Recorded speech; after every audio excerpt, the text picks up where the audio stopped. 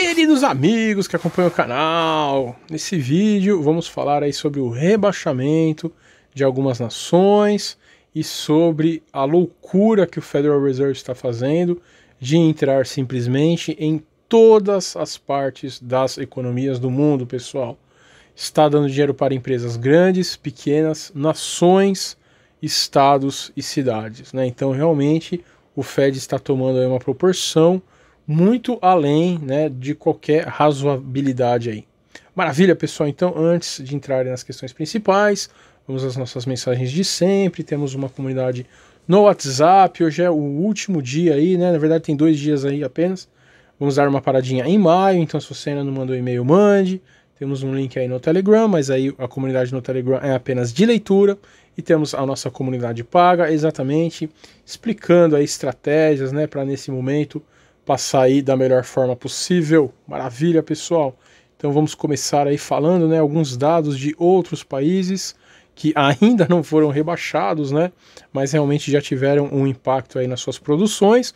Então vejam lá, né, o controle bem sucedido do problema não impediu as lojas de departamento da Coreia do Sul, pessoal, de sofrerem um ataque épico, né? Então vejam aí uma queda de nada mais, nada menos 40%, né, gente? E de novo, por que esses dados aí tem, né, da Coreia do Sul e do Brasil, a gente ainda não tem nenhuma ideia. A Coreia do Sul é um dos países aí, né, quem não lembra aquela expressão antiga, né, não se usa mais, mas ainda, né, pessoal, lembra os tigres asiáticos, né, os países aí asiáticos que estavam realmente crescendo muito, exatamente porque a Coreia do Sul investiu ali em educação, né, de uma forma única. Então há muito pouco tempo atrás, aí, coisa de 40 anos, era um país ainda muito pobre. Sofreu muito, né, com a Guerra Fria, com a divisão do próprio país em Coreia do Sul e Coreia do Norte. Então tem muitas questões políticas aí complexas e conseguiu vencer tudo isso exatamente pela forma, né, que mudou a sua educação. Então essa questão é muito importante. Imagine um país então como a Coreia do Sul, né, que tem ali muito conhecimento, até mesmo financeiro, e teve uma queda tão expressiva como essa, né, pessoal? 40% de queda. E vale lembrar também, é óbvio, né, nenhum país está 100% de volta, então aí só passou, né, o ápice, mas o isolamento ainda é uma constante, né, tanto o isolamento pessoal como a questão do desemprego. Então não é que está resolvido. Então 40% foi a mínima, né, e agora está resolvido. Também não é bem assim, né, gente? E de novo, quando isso pegar no Brasil, vai ser algo muito maior, a gente pode ter certeza disso. E a França também, né, se fala pouco aí na França, que entre os países europeus ali, ela é uma das que está menos pior, né?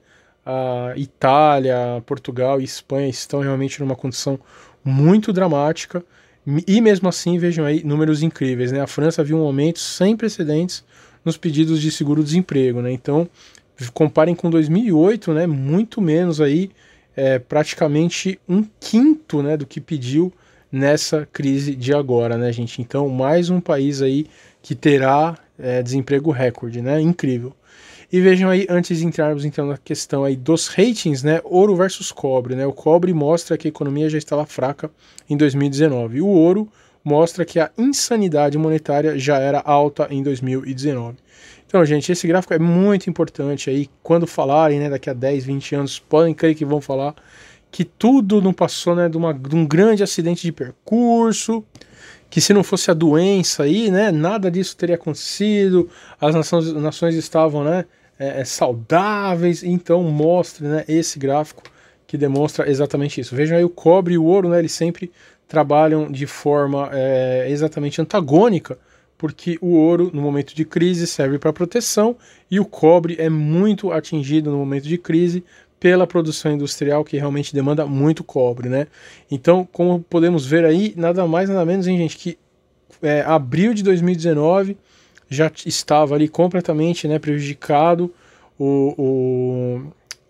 Na verdade, o valor do ouro, né, começou a estourar ali em abril de 2019, que foi perto do que a gente colocou aí no nosso canal, alguns meses depois aí, e 4 meses, não, acho que foi exatamente nessa época, hein, pessoal, que coisa, hein? Foi exatamente nessa época aí que a gente fez o primeiro vídeo falando do ouro, que o ouro seria a única saída para a crise, realmente incrível, né? E o cobre, a mesma coisa, né? Então, desde lá de janeiro de 2019, na verdade, vinha caindo, e aí em janeiro de 2020 teve realmente uma queda absurda, né? De novo, gente, em janeiro de 2020, né? Nem se tinha ainda esse problema aí de saúde, né? Era algo que se comentava por cima, tanto que aqui no Brasil teve o carnaval, aquela maravilha, né? As redes aí de televisão ganharam bastante dinheiro, o povo tomou bastante cerveja, né? Fez bastante, né? Teve bastante relações sexuais aí, e que maravilha, né? Um mês depois é o fim do mundo. Bem-vindo, pessoal, bem-vindo, né? O mundo dos absurdos, mas maravilha, vamos lá, né? Então, o que mais temos aí? O mercado de ações sobe porque reflete a economia em expansão.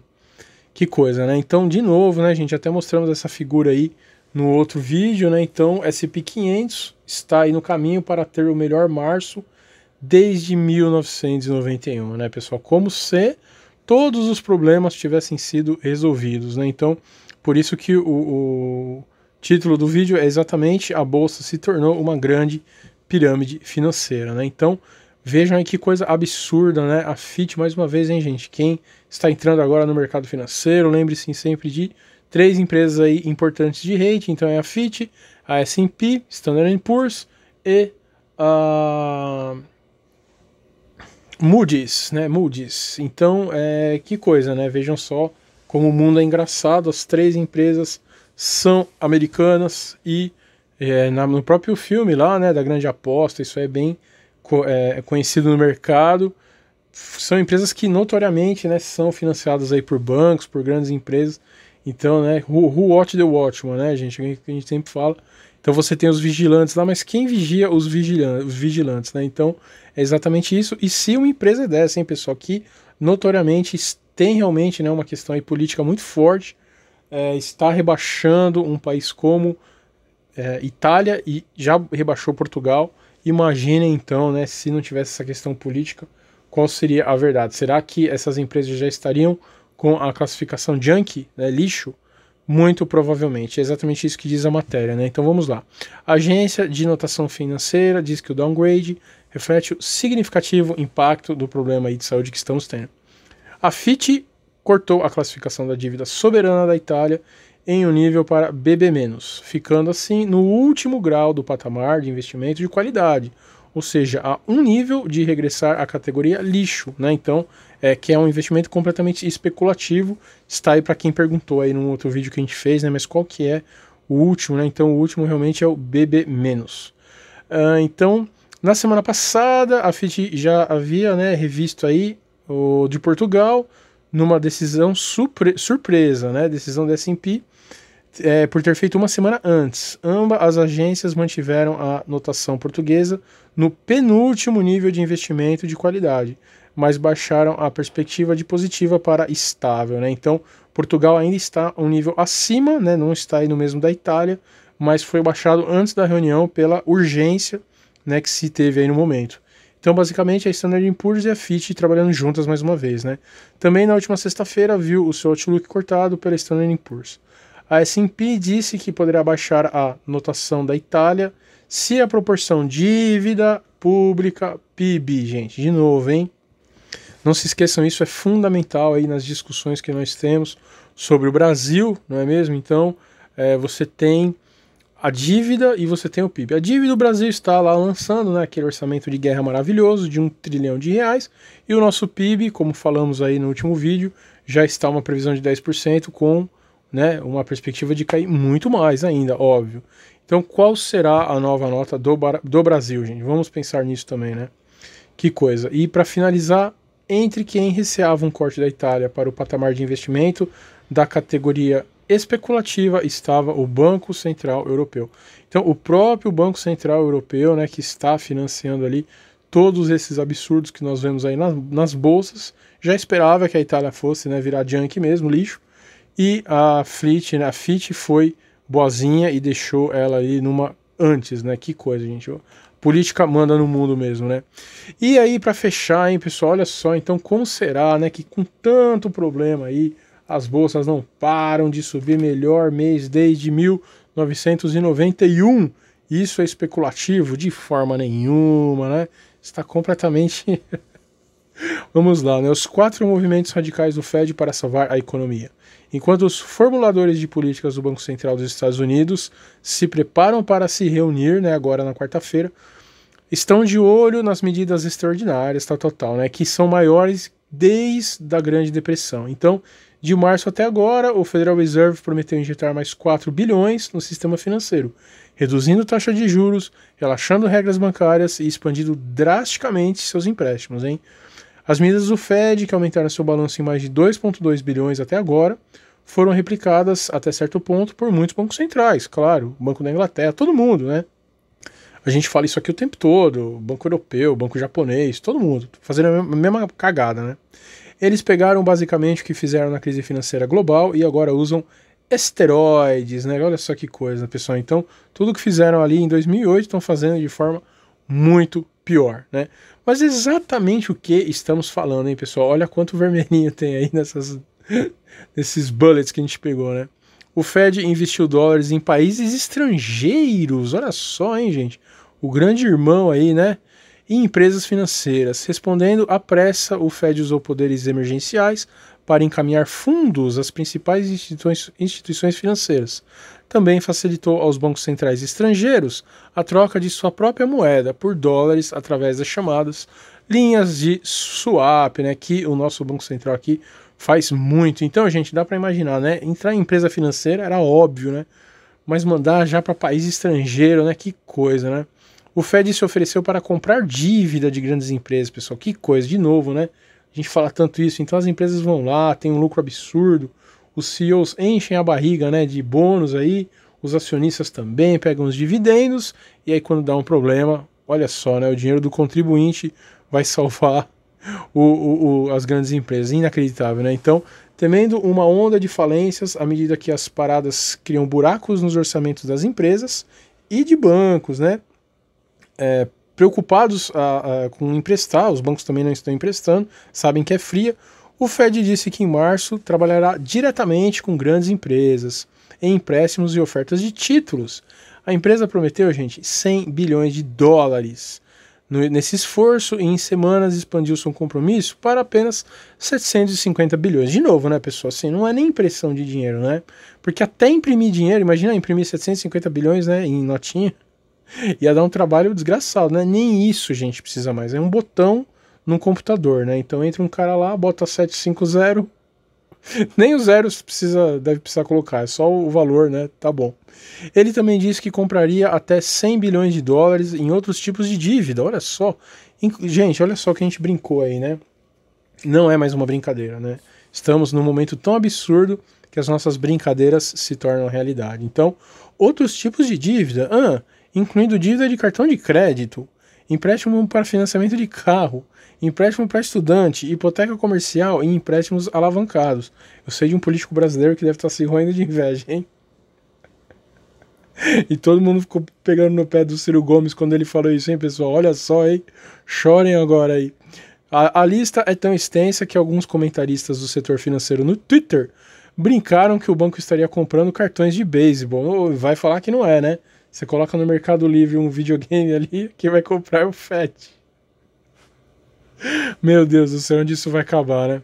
O Fed também está emprestando diretamente para pequenas empresas. Que maravilha, né? O Fed anunciou que lançaria sua própria operação de empréstimo na Main Street, dedicando até 600 bilhões de dólares para financiar empréstimos de 4 anos de baixo custo, no valor de 1 milhão a 25 milhões de dólares, para empresas de médio porte. Algo que nunca havia feito antes. Óbvio que não, né? Esse não é o papel do Banco Central. Se bem que, né, o papel do Banco Central se perdeu ali em 1800 e... O Departamento do Tesouro investiu 75 bilhões de dólares nos planos, que foram anunciados depois que o programa de ajuda do governo para pequenas empresas foi sobrecarregado pela demanda. Aí em vermelho, né, gente? É óbvio, né? Imagine o que os empresários que não são idiotas também vão fazer com isso, né?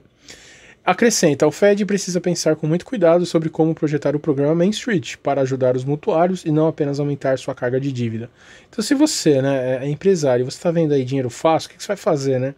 Pô, dá um pouquinho para mim, né, meu? É óbvio.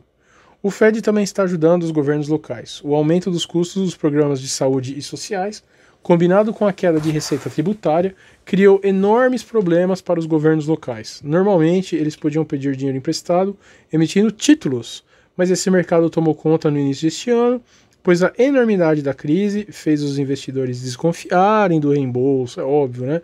Assim, o Fed disse que compraria 500 bilhões, olha só, gente, que coisa, né? 500 aqui, 750 ali, 600 aqui, é o dinheiro eterno, né? É Deus, né? O Fed virou Deus mesmo, né? Porque ele pode tudo, ele gera tudo do nada, né? 500 bilhões de dólares em novos títulos emitidos por estados, cidades e condados de um determinado tamanho. Outra coisa que nunca havia feito. O Departamento do Tesouro está apoiando com um esforço de 35 bilhões de dólares. Então, gente, é exatamente isso aí que a gente queria demonstrar, né? Temos que pensar que, assim, as empresas não estão quebrando, não porque há alguma normalidade, não porque há algum plano, nada disso. As empresas não estão quebrando completamente, porque estão sendo financiadas pelo Fed. Certo, pessoal? Então, vamos ter isso em mente mais uma vez, né? Quem se arriscar, então, a entrar neste momento vai exatamente estar contando com isso. Se tudo aquilo que a gente fala, né, é um default enorme aí, começar a ter, né, uma reavaliação, né, dos títulos de empréstimo começarem a cair, se a inflação voltar a assolar, qualquer coisa dessa, gente, tirar, né, esse pino aí desse sistema maluco que criaram, realmente as bolsas, né, podem chegar aí a mínimas históricas e quem tiver o dinheiro lá vai perder muito, muito, muito dinheiro. Maravilha, pessoal, então esperamos aí conseguir, né, ter passado mais uma vez tantas informações boas que recebemos, muitas delas, né, acreditamos aí exatamente a nossa comunidade, que fica ali o dia inteiro trocando boas informações. Então, mais uma vez, né, quem não entrou ainda na comunidade, entre, principalmente aí são os últimos dias. Quem tiver condições, entre aí na comunidade paga. Curta o nosso vídeo, curta o nosso canal. Um grande abraço!